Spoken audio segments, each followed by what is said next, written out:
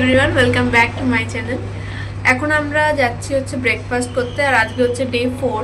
প্রথমেই যাওয়ার প্ল্যান আছে নন্দনকানন, তারপর কোথায় কোথায় কি যাচ্ছি দেখছি। আজকের ওয়েদারটা সকাল থেকেই খুব বৃষ্টি পড়ছে, আজকে খারাপ ওয়েদারটা। মাঝে মাঝে রোদ্দুর উঠছে, আর মাঝে মাঝে বৃষ্টি পড়ছে। ট্রেনটা আমরা পুরীটা ঘুরে এসেছি, খুব ফাঁক, তাহলে আমরা বেঁচে গেছি। আজকে পুরীতে সমুদ্রতে অ্যালাউই করবে না, খবরে দেখাচ্ছিল আজকে সকালবেলা। এসেছি ভুবনেশ্বরের লোকাল সাইট সিইং করতে। তো প্রথমে আমাদের যাওয়ার কথা ছিল নন্দনকানন। তো নন্দনকানন যাওয়ার পথেই এটা হচ্ছে রাম মন্দিরটা পড়লো, তো উনি বললেন দেখে আসতে। এখন আমরা এসেছি নন্দনকাননে, যে টিপ টিপ করে বৃষ্টি পড়ছে, আমার মাঝে মাঝে বেশ জোরেও পড়ছে। কি জোরে এখন বৃষ্টি পড়ছে এখানে। আমাদের এখন টিকিট কাটা হয়ে গেছে। টিকিট হচ্ছে পার অ্যাডাল্ট 50 টাকা আর পার চাইল্ড 10 টাকা করে। কিন্তু এখন এত জোরে এখানে বৃষ্টি হচ্ছে, মুষলধারে বৃষ্টি। বৃষ্টিটা একটু কমলে তারপরে ওই গাড়ি অবধি এগোতে হবে। ওখান থেকে গাড়ি করে দু রকম অপশন আছে, একটা তো সাফারি আর একটা হচ্ছে এই গাড়িগুলো করে, যেটা করে মানে একটা স্পটে নামাবে, সেখান থেকে আবার দেখে আবার এরকম গাড়ি করে আসতে হবে। তো এখন আমরা এই শেডের তলায় ওয়েট করছি, বৃষ্টিটা একটু না কমলে কোথাও এগোনোই যাবে। টিকিট চেকিং হচ্ছে। এখনো বেশ ভালোই বৃষ্টি পড়ছে, কিন্তু একটু আগের থেকে কমেছে বলে আমরাই যাচ্ছি। এই গাড়ি বুকিং করে যে ওখানটায়, ওই বুকিং সেন্টারটায় যাচ্ছি।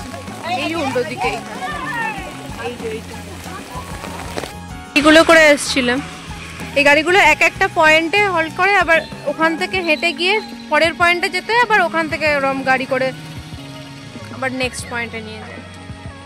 যে এখানে অনেক হরিণ রয়েছে। ওদিকে সামনেটাতেও যাওয়া যায়, কিন্তু এখানটায় এত জল। আজকে অনেকক্ষণ ধরেই বেশ জোরে বৃষ্টি পড়ছে। ওখান দিয়ে যেতে গেলেই জলটাকে করেই পাশ দিয়ে দিয়ে যেতে হচ্ছে। ওদিকে আমি আর যাইনি। বন মানুষ আছে। এটাই কি আছে? Squirrel monkey. একটাকেও দেখা যাচ্ছে না, একটা কিচ্ছু দেখতে পাচ্ছি না।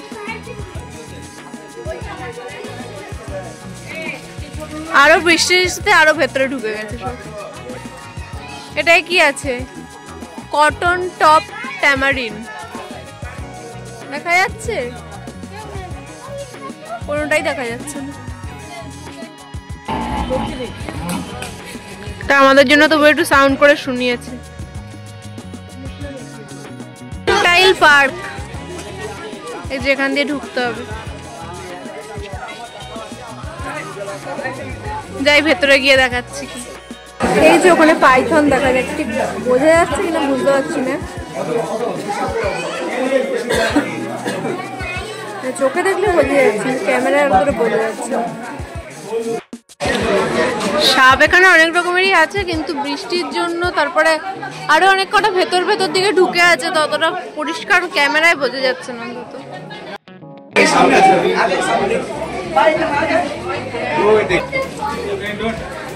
এগুলো কোনোটারই নাম জানি না, কিন্তু এখানে একটা জলে দুটো আছে ওদিকে।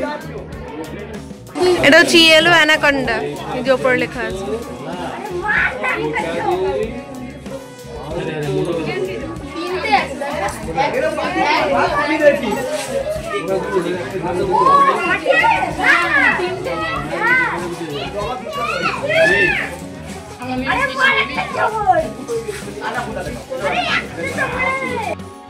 বৃষ্টিটা এখন আগের থেকে একটু কমেছে। ওদিকে আমরা দেখলাম হচ্ছে কি কি দেখলাম আমরা, অ্যালিগেটর, সাপ, আর ওদিকে দেখে এসেছি জলহস্তি। আর বন মানুষকে দেখা যায়নি, অন্যবার নাকি দেখা যায় ওখানে বলছে, কিন্তু এবার আমরা দেখতে পাইনি। দেখ অ্যালিগেটর, অ্যালিগেটর।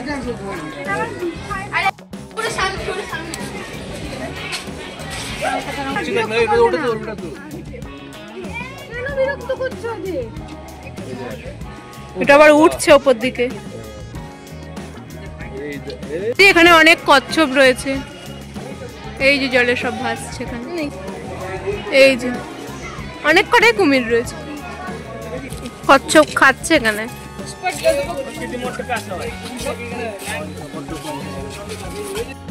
এক একটা পয়েন্টে নামাচ্ছে, এক একটা পয়েন্টে ওখানে যা যা দেখার দেখে আবার গাড়ি করে আমরা নেক্সট পয়েন্টটায় নামবো।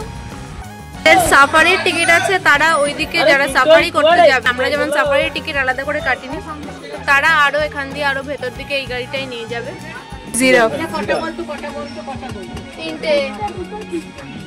এই গাড়ি থেকে আমরা নেমে নেমে দেখতে পারবো না, গাড়ি যেরকম ভাবে যাবে, গাড়ি চলতে চলতেই এরকম ভাবে মানে গাড়ি হল্ট করে একটু দাঁড়ায়।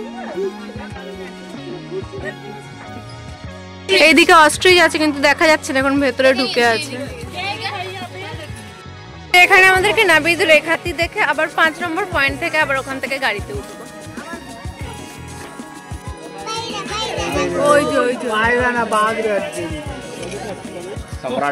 ওই যে দূরে ওখানে হাঁটছে।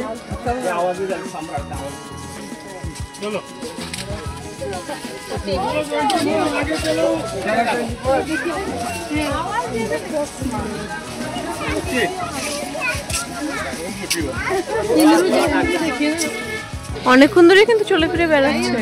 দেখতে পাচ্ছি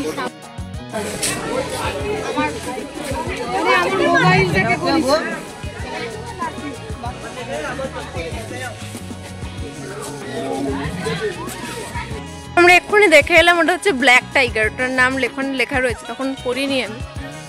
ওটা হচ্ছে মেলানিস্টিক ব্ল্যাক টাইগার, বেশ ভালো তাগড়া মতো বাঘটা। পাতা খাচ্ছে, কি বাঘ পাতা খাচ্ছে কেন? যে বাঘ পাতা খাচ্ছে, তৃণভোজী বাঘ।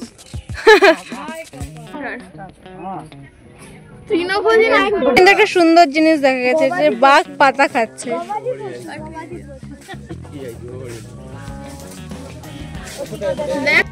এই যে এখানে সব হাতি রয়েছে,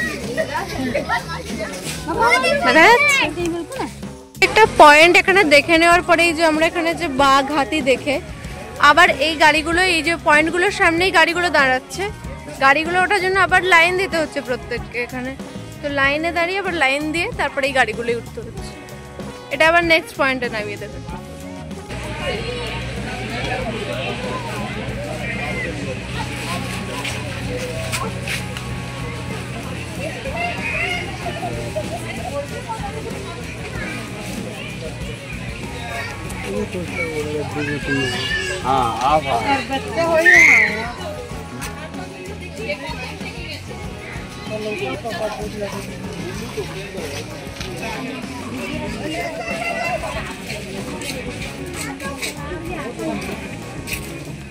সিংহটা তো মনে হচ্ছে পোজই দিচ্ছে আমাদের জন্য।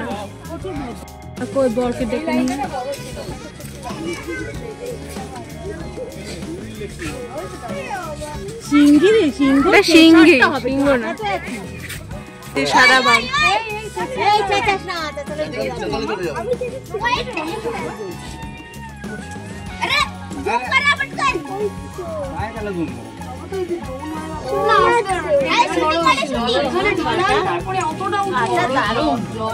আরো বড় ছিল,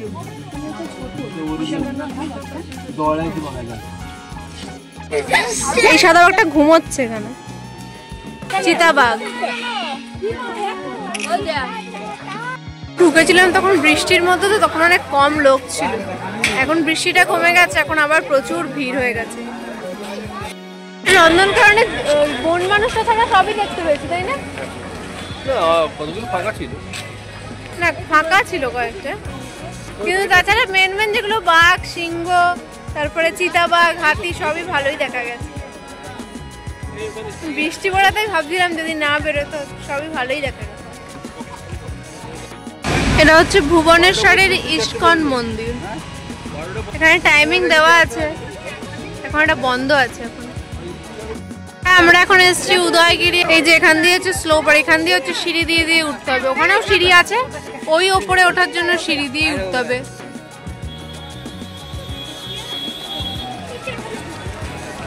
এখন আবার বেশ ভালোই বৃষ্টি পড়ছে, এখন বৃষ্টিটা এখন আবার একটু কমেছে, সারাক্ষণ ধরে বৃষ্টি কমছে বাড়ছে এরকমই হচ্ছে। তোরা এখানটা বসে আছে সবাই, ওই যে ওরা ওদিকে খেলছে।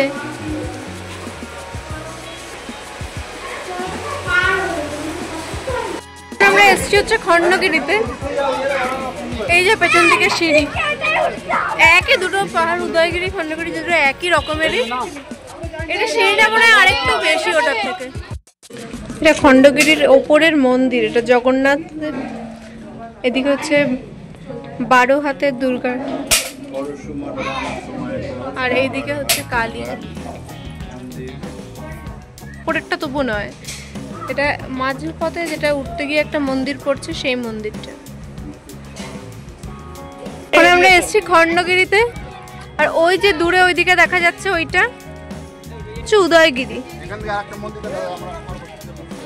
মানে দুটো, উদয়গিরির থেকে খণ্ডগিরি দেখা যায়, আবার খণ্ডগিরিতে উঠলে আবার উদয়গিরি দেখা যায়। এখান থেকে পুরো এই ভিউটা দারুণ লাগছে।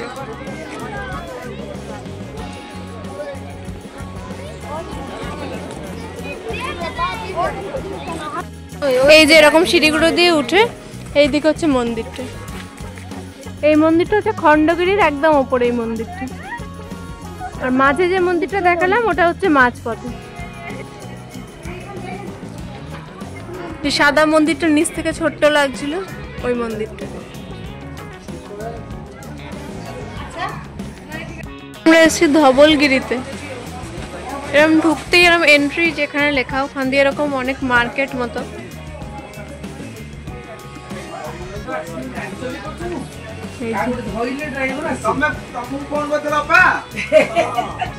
এন্ট্রি পয়েন্ট থেকে এরকম মার্কেট, তারপরে এইখানে গিয়ে হচ্ছে মন্দিরটা। এই যে মন্দিরটা, সামনের থেকে বুদ্ধ স্তূপটা। খণ্ডগিরির ওপরটাই ছিল হচ্ছে জৈন মন্দির, আর এই যে এটা হচ্ছে ধবলগিরির ওপরের মন্দিরটা হচ্ছে বৌদ্ধ মন্দির। আজকে আমাদের ম্যাক্সিমাম 6:30টার মধ্যে আজকে আমাদের হোটেলে ঢুকতে হবে, কারণ একটু আধটু প্যাকিং বাকি আছে। কারণ আজকে আবার ট্রেন আছে আমাদের ভুবনেশ্বর থেকেই, ট্রেন 8:30টায়। এখন এই যে মন্দিরটা দেখলাম, বৌদ্ধ মন্দিরটা, এরপরে আমরা যাবো হচ্ছে লিঙ্গরাজ মন্দিরে। আগের দিন তো আমরা সকালবেলা গেছিলাম, আজকে বিকেলে আলোর মধ্যে দেখব। তারপর লিঙ্গরাজ মন্দির দেখার পরে আমরা হোটেলে যাই। এই যে বৌদ্ধ মন্দিরের, এটা হচ্ছে নিচে নেমেই, এটা হচ্ছে ওদেরই গুরুর মন্দির এখানে। আর ওখান থেকে দিয়েছে এই যে নকুলদানা প্রসাদ দিয়েছে, খা।